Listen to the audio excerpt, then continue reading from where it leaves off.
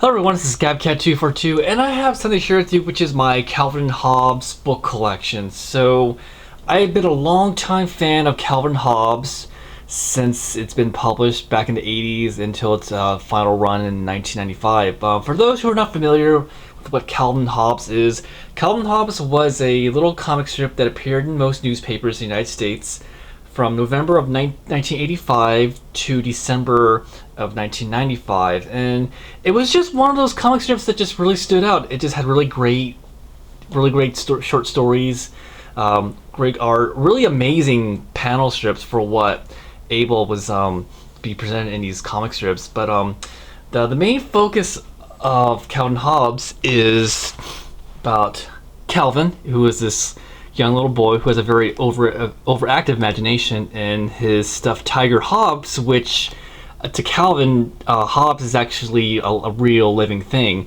To his parents, they just think he's imagining it, but in the mind of Calvin, Hobbes exists. But it's just a really great comic strip. I've loved it since I've read it. It's actually one of the first things that actually I think this is really the one things that got me into comics at a very young age, and I just to this day still love it. But yeah, so this is my Calvin Hobbes collection. Just gonna go through a quick look. So yeah, so here's the indispensable Calvin Hobbes, the if I can read that right, the authoritative Calvin and Hobbes, Calvin Hobbes. And actually, I did not notice, but this is actually the first collection of Calvin Hobbes strips. This was actually published in 1987, and this is actually the 10th printing, so that's kind of cool to have something like that. But and then we have here Revenge of the Babysat, Weirdos from Another Planet, The Days Are Just Packed, Scientific Progress Goes Boink, the Calvin Hobbes 10th Anniversary book, and Homicidal Jungle Cat. And I think I have about 9 books so far. I think there's a lot more. Most of these I picked up at thrift stores, yard sales, which is actually the best way to get them. I only pay like maybe a couple dollars for these. You can find these new at most bookstores, but they'll probably cost you a little bit more. But I definitely worth them. They're worth definitely picking up. But if you want to read them for free, most local libraries carry these in their collection, so you may want to take a look at that. But let's get a quick look about the strip itself. I'm going to try and find a really interesting panel. Here we go. So as you can see here at Calvin Hobbes, the artwork is just really neat. It's almost had a very fluid animation look to it, and so yeah, that's where I was last reading this.